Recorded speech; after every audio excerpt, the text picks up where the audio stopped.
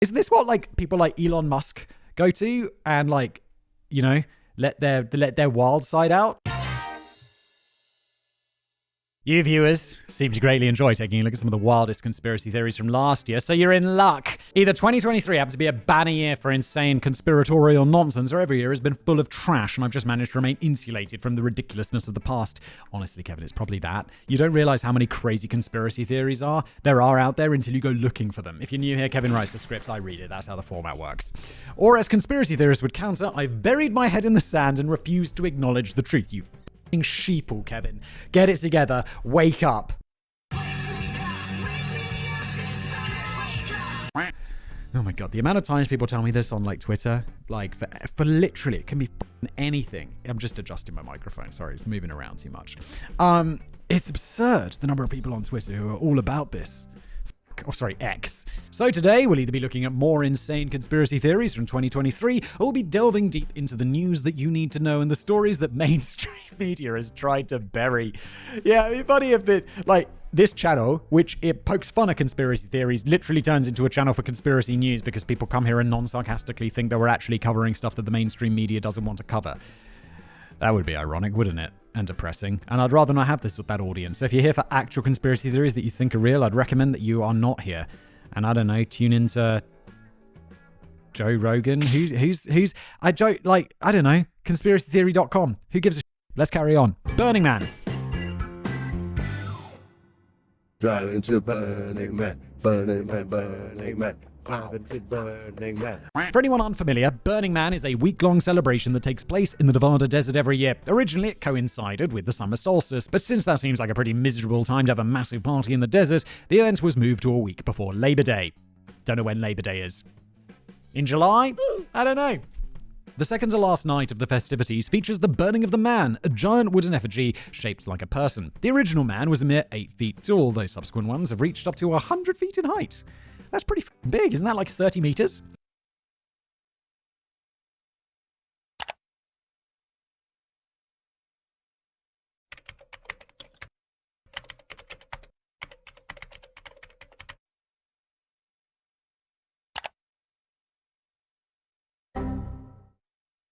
What is the first thing we gaze at when we look at ourselves in the mirror? That's right, we see our skin. And having clear, beautiful skin is something everyone wants, including us men. Not only does it help us look good, but it's a good self-esteem boost. Acne, blackheads, no one wants any of that. And that's where our good friends at Tiege Hanley come in. They are the sponsor of today's video, and they help keep your skin clean and wonderful. On top of that, it's affordable as well, so you don't have to break the bank in order to be your best self. The Level 1 system, for example, comes with all the basics and is very simple to keep a routine going. These include a daily face wash to get rid of the dirt and grime on your skin, a 2 times per week exfoliating scrub to get rid of dead skin cells, and an AM moisturizer with SPF 20 because you should always be protecting your skin from the sun. There's also a PM moisturizer to help your skin stay hydrated and healthy throughout the night. It's all easy to identify, easy to use, and it's an easy routine to get into. Still skeptical? Well, they've a proven track record of success with over 7,000 5-star reviews on their website from satisfied customers across the globe. And in addition to amazing skin, members of Tiege Hanley get tons of benefits, including at least 20% off the retail price,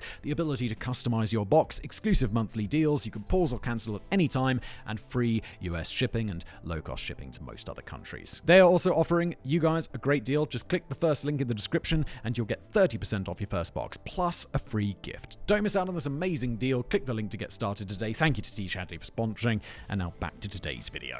The entire event is meant to be a celebration of art, self-expression, and is really just an excuse to go and do a ton of partying and drugs in the desert. Isn't Burning Man attended by, like, rich people? Or is that something else? Isn't this what, like, people like Elon Musk go to and, like, you know, let their wild side out? I don't know. No, it seems like Elon Musk doesn't really need to do an excuse for that, but, like, that's what, is yeah or no? No. While there are acts that perform, everything is driven by the community with no schedule or headliners. If this sort of event sounds like your idea of a good time, then it's probably fantastic. But personally, I'd rank my desire to experience Burning Man as roughly on par with my desire to be waterboarded or falsely accused of murder. I mean, I wouldn't go that far. I definitely wouldn't enjoy it. I wouldn't enjoy a festival that had like a rigorous structure because it's not structured enough for me. Like, no, I couldn't go to Burning Man. That's not my vibe. But my personal bias against everything involving extended periods of direct sunlight aside, tens of thousands of people descend upon the temporary metropolis of Black Rock City each year. In 2023, there were roughly 73,000 attendees, and they did not have the best time. Oh yeah, they all got stuck in the mud or something, didn't they? Despite the event taking place in the middle of the desert, last year's festival was hit with torrential downpours resulting in flooding. The desert sand turned to mud, and while some cars were able to escape early, they left the grounds completely impassable for other vehicles. The gates were sealed off in the hopes that the rain would clear up and the roads would become accessible, and the massive community was trapped inside the festival. Yeah, cars with like...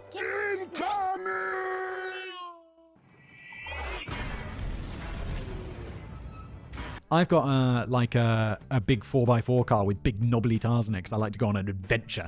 And it's currently parked in my garden because we've been having construction at our house forever, and the garden is just like construction work just f***ed up your garden. Like, we don't have grass anymore. We just have a mud patch. And they demolished like this old garage because we're building a new garage. I'm like, where am I going to park my car? So I just parked this like giant SUV, like with these giant knobbly tires, just driving it onto the muddy grass. And it's like, that fucks it up. This just like, it's like a marsh now. And everywhere this car goes, it just sinks into the thing. It's like, just churning everything up. It's a disaster. It's going to have to be landscapes, and then I'm never going to be able to drive my car on it. It's kind of fun, because it just absolutely ruins it. I'm kind of like, it's kind of fun because it's all going to have to be redone anyway. I'm sure my neighbors love me. Like, what the fuck? Why? Because I have no garage. There's just like 2 cars just parked like fully in my garden in like quite a nice part of town. And I'm sure my neighbors are like, bro, what the fuck? This is horrible. It looks like we live in like the place where people have like appliances on their gardens. We say in the UK, the more like the more appliances are on someone's front lawn, the less valuable their house is, like the less nice the area is.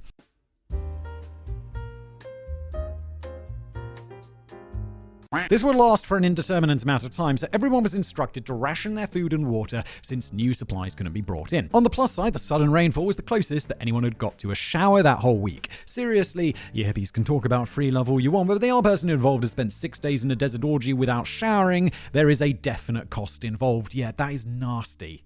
Like, I don't know, I'm like, not like a neat freak. Like, just looking around my office, it's a mess. But I don't I can't sleep properly if I haven't showered before I go to bed. I'm that sort of weirdo. Anyway, once the people were all locked inside the festival with no way to escape, it didn't take long for the conspiracies to begin circulating. The first conspiracy about the event was that there was an outbreak of the Ebola virus, and the people were being quarantined because of the disease rather than because of the flooding. Yeah, but you can see there's a ton of flooding. What, you just think it's a coincidence? This was an interesting theory to spread since there were countless videos of the mud-soaked grounds uploaded to social media from Burning Man. Exactly. But maybe they thought the Ebola outbreak and the flooding were just a happy coincidence. Even more entertaining was the conspiracy that followed, which was that people were resorting to cannibalism to survive. The first stories were shared on social media, claiming that one group who was stuck overnight by the trash fence had to eat one of their members before attempting to walk multiple miles back to their camp through the mud. They're there for a day. That's insane. No one would... You could go like 3 weeks without food. Like, unless they're like really thirsty and they're drinking their blood. That makes no sense. This story was immediately picked up by CNN, who posted it on the front page of their website, at least according to screenshots that began circulating. Surely not. I can't believe that CNN would post this clearly nonsense story. Obviously, these screenshots had been photoshopped. Thank you. Good. And the idea that people would become cannibals after a single day is ludicrous. Sure, nobody was allowed to leave the festival, but I'm pretty sure very few had planned on leaving before it was over anyway. People had food with them. They were just being warned to go easy on the snacks in case the roads hadn't cleared up by the end of the week. While there was undoubtedly no shortage of people who were really being eaten at last year's Burning Man, especially with the festival's perennial attraction, the Orgy Dome. That is just nasty, and I'm into it. Oh, Kevin Grimm. It's just thinking they never shower. No one's showering. None of that would actually equate to cannibalism. Of course, my favorite conspiracy was unveiled during an InfoWars segment. Yes, here we go. It's going to get good. When Alex Jones interviewed actual Congresswoman Marjorie Taylor Greene, I've heard of her in not a good way. Initially, Greene claimed that God caused the flooding at Burning Man to smite the sinners and make sure that they knew who he was. Well, God has a way of making sure everyone knows who God is. No one at Burning Man thinks that. No one who doesn't believe in God and is a sinner thinks that. Marge. Jesus. Okay, maybe not smite, but mildly inconvenienced. A friend of mine, we were out for dinner once, and I'm someone who's like, oh, geez. Ah, Jesus Christ. You know, I won't, like, I'll swear, but, like, usually I'll just go to the big JC. And my friend, who I didn't realize was quite religious, was like, I'd rather you didn't do that. and I'm like, what? And, like, he's like, You know, use the Lord's name in vain. and I'm like, yeah, good one. And he's like, I'm not joking. and I'm like, he did not stop me saying it, but I was really surprised. He's an American, because of course he is. I'm not really sure why she thought God was involved in this, especially since she also felt that this was a plot by left-wing climate activists to brainwash the attendees into believing the lie that is climate change. At this Burning Man, they're locked in, they're not allowed to leave, and they're basically probably being brainwashed that climate change is the cause of all of it. Marge, choose your lane, for God's sake.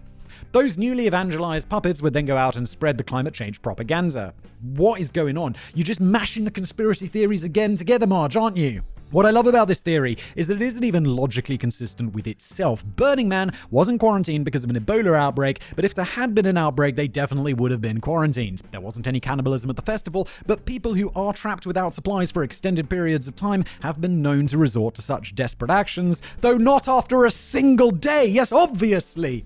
These theories were ridiculous, but you could at least follow the logic. Green's theory, on the other hand, are the most beautiful example of the bad ramblings of a crazy person that I've ever seen, allegedly.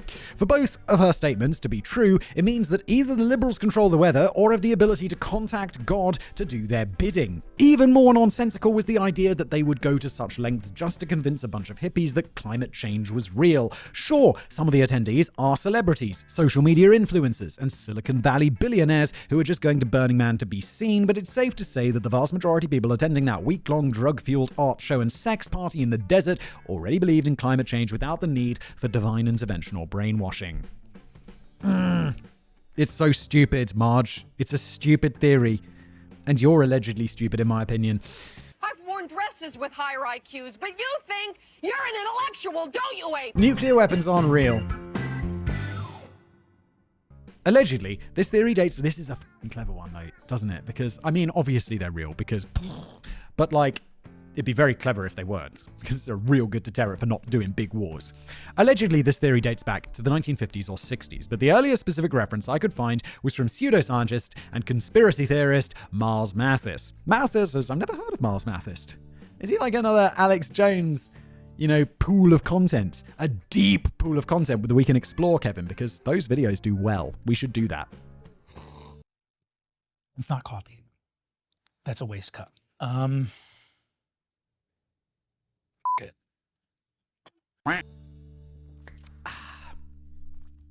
Mathis has tried to revolutionize maths and science with his amazing breakthroughs, such as the fact that pi is equal to exactly 4.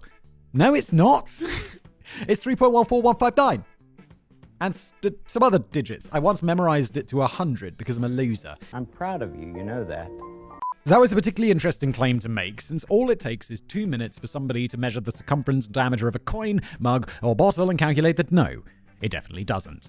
In 2014, Mathis published a paper claiming to prove that the Bikini Atoll nuclear tests were all faked. He then published a follow-up piece in 2016 clarifying that all nuclear tests were faked because nuclear weapons are not real. Jesus Christ, this is like the birds aren't real, dude, except that was a comedy. This theory remained on the outer fringes until January of 2023, when right-wing comedian Owen Benjamin discovered it. Though Benjamin had been banned from several social media sites for spreading dangerous conspiracies, his blue checkmark on Twitter signal-boosted his claims and put them in front of a ton of eyeballs. Wait, this must have been like pre-blue checkmarks meaning nothing, right? I missed that. Not because I had one, but because now, like, I was just like, you know, you go onto Twitter and you don't know if anyone notable has followed you anymore. Like, it used to be, if someone notable follows you, you'd get like a little ping, or you'd be able to go into your Twitter followers and see who's followed you, who's verified, which means they're like somewhat notable. And you can go in there and you can see if any interesting people follow you. And I used to do that. Just be like, hey, cool, look, oh, you know me. I know you. Hey, how's it going? But now it's just like, I have no idea how, it just doesn't, it's just anyone, because you pay like $3 a month or whatever. It's annoying. As Benjamin wrote, it's weird. It also, I did get verified, like the proper verification on Twitter, like 6 months before they made you pay for it. And then they took it away because I didn't want to pay for it. Stupid. I'm not bitter and jealous. at all. As Benjamin wrote, it's weird the nuclear blasts vaporized brick houses, but not the old-timey camera recording it. It's because nukes are fake. Hiroshima and Nagasaki never had any fallout radiation. Tell that to all the people who got cancer and died. You idiot, in my opinion.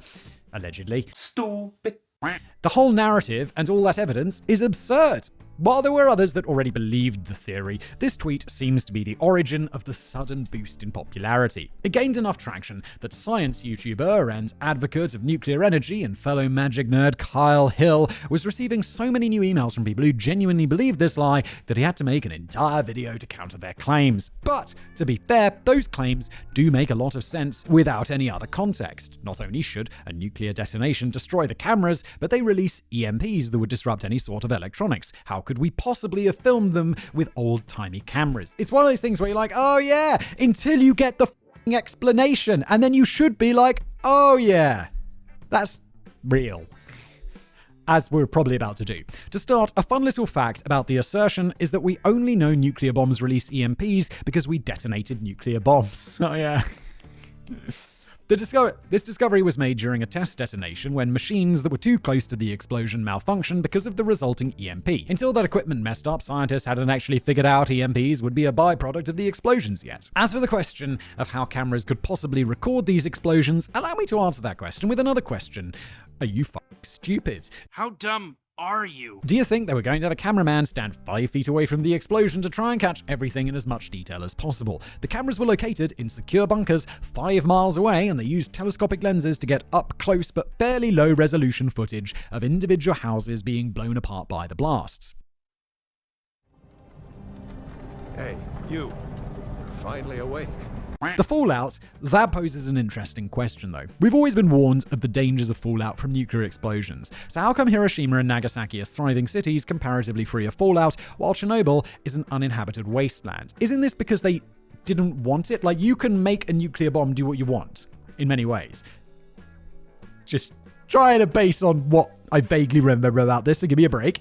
But it's like, you can sort of choose how dirty you want it to be. Like whether it's going to irradiate the shit out of a whole area or whether most of that energy is going to go into an explosion. And because people aren't monsters, generally, debatable, they don't want it to be immensely radioactive. They just want it to be immensely destructive, but then not completely salt an area, which is why like salted nukes as a potential weapon are a thing. While it is true that they no longer have dangerous levels of radiation, there was a huge spike in cancer, birth defects, and miscarriages following the nuclear bombs being dropped. But more importantly, the bombs were specifically designed to reduce the amount of fallout that would be produced. When a nuclear explosion takes place on the ground, it creates a crater and sends radioactive dirt and debris flying around everywhere, which is a very bad time. However, the nuclear bombs dropped on Japan were airbursts, detonated at about 600 meters above the ground. This was still low enough to cause catastrophic damage to the cities, but high enough to greatly reduce fallout. The nuclear explosions created massive fireballs, vaporizing anything contained within them. This included the radioactive materials, most of which hadn't even undergone fission. These vaporized particles then floated up to the stratosphere, where they mostly remain to this day. Whoa, okay. Eventually, they could settle down to lower sections of the atmosphere and become radioactive rain, but it would have become so dispersed by then that it's probably fine. It's just probably fine sounds very concerning. It's probably fine. It's okay. Also, if we're going to compare the fallout levels with Chernobyl, it's worth noting that the bomb dropped on Hiroshima only contained 64 kilograms of uranium, while the reactor at Chernobyl had 190 tons of the stuff, metric tons. So that's 190,000 tons compared to 190,000 kilograms compared to 64.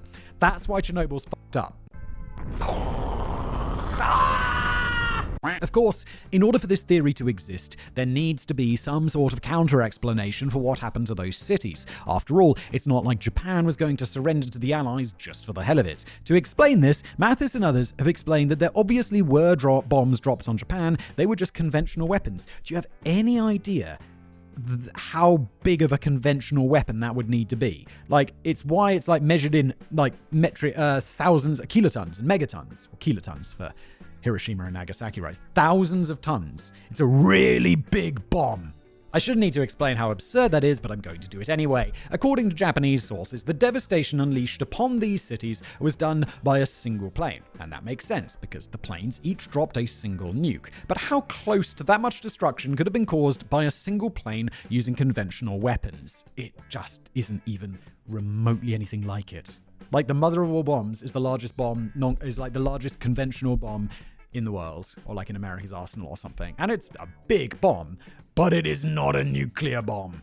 Fat Man and Little Boy, the nuclear bombs that were dropped, had yields of 21 and 15 kilotons respectively. By contrast, the GBU-43B Massive Ordnance Air Blast, also known as the mother of all bombs, has a yield of 11 tons.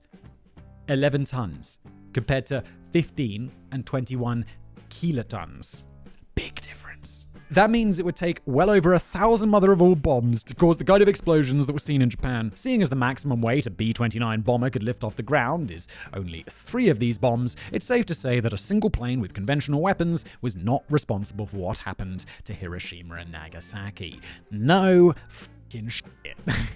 Etsy is the new Wayfair. What the fuck is Wayfair? What the hell is even that? I don't even know what Wayfair is. I know what Etsy is. Isn't that a place where people sell, like, knitting? While today's first set of conspiracies were probably started as a joke, and the second conspiracy was the insane ramblings of an idiot, this final conspiracy is interesting because it's not clear what's actually going on here. But there are certainly some theories that make much more sense than what I'm about to say. For those unfamiliar, this new conspiracy theory links back to Pizzagate, and all the QAnon bullshit began several years ago. Oh my god, the bullshit on that is deep.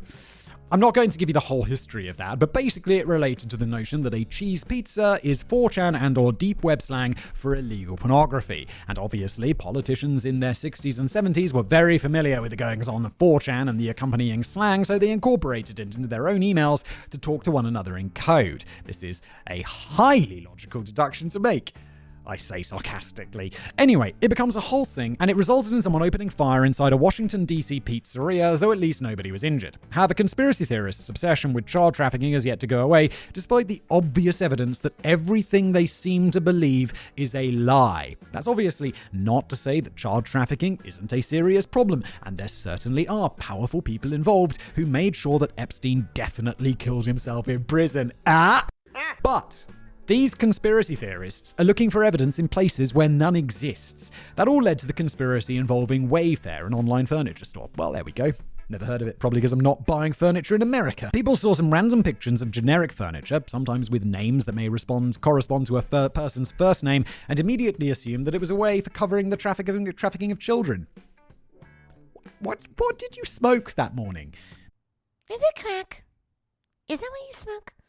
Do you smoke crack? It wasn't at all true, and all of the supposed proof was completely fabricated, but that's never stood in the way of a conspiracy before. Fast forward to 2023, and it was instead Etsy that was under fire for allegations of trafficking. As a side note, Etsy really should do something about their product categories. When I googled Etsy human trafficking as part of my initial search for information, a link to Etsy's website with the title Child Trafficking came up, followed by the page description. Check out our child trafficking selection for the very best in unique custom handmade pieces. They're just trying to game Google, aren't they? They've taken like every phrase and they've created a page for it so that when someone searches Etsy and then that phrase, it comes up in Google because no one's competing for it.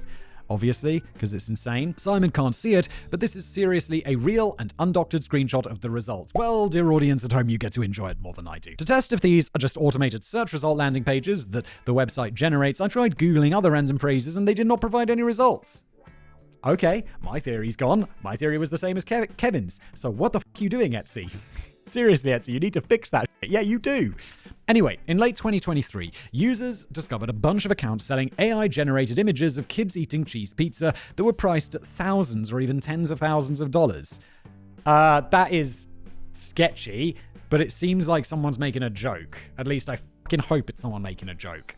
In at least one instance, one of these items sold. The obvious conclusion with this was that Etsy was using these listings to traffic children because what else could it possibly be? Well, allow me to give you a myriad of possibilities. One possibility is that it was 4chan trolls who created the stores so that they could then report the existence of the stores, thus manufacturing a conspiracy. Yeah, I mean, if it wasn't so dark, it would kind of be entertaining. It's certainly a possibility and not an outrageous one. The first thing that came to my mind, however, was that it was people seeing if they could make money off predators. Oh, that is a good one, right? That's pretty smart. Because you're just like, yeah, I'll take your money, and here's your image of a kid eating pizza. Thank you for the 10 grand. What are you going to do? And if that's the case, it's not the worst idea in the world. I mean, think about it. It's probably never going to work, but it's also about 5 minutes of effort to make some shitty AI art and throw it up for sale on Etsy. And if somebody actually does buy it, then hey, free money. What are they going to do? Complain that you sent them a JPEG of an AI-generated pizza instead of sending you the illegal pornography that they thought they were buying? There's also the possibility of things being mispriced as well.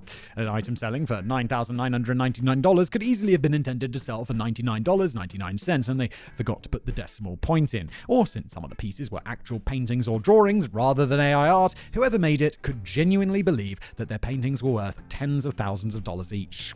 Yeah. Those people are delusional. After all, if they weren't such a talented and popular artist, how could they be allowed to sell their paintings anywhere at somewhere as exclusive as Etsy? Anyone can sell on Etsy, right? Naturally, Etsy denied any involvement in child trafficking. They said that they conducted an investigation and found that there was no evidence of anything illegal happening, but they still removed the listings and shut down the stores on account of them charging overly inflated prices for essentially nothing. This all went down just a few months ago at the time of writing, and while 1 or 2 images have popped back up, there's basically nothing like this on the site anymore. Well, we definitely don't know what the real story behind these Etsy listings was, and although they were almost certainly linked to Pizzagate, it was definitely not human trafficking.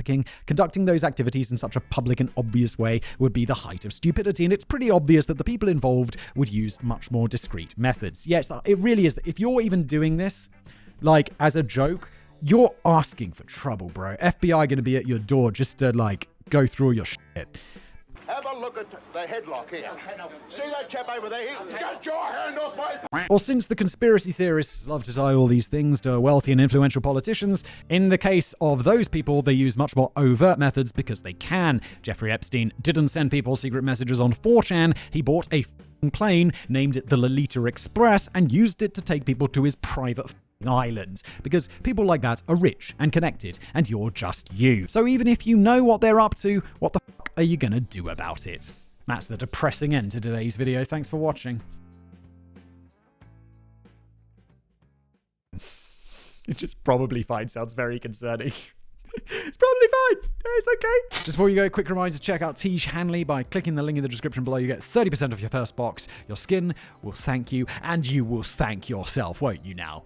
Thanks for watching.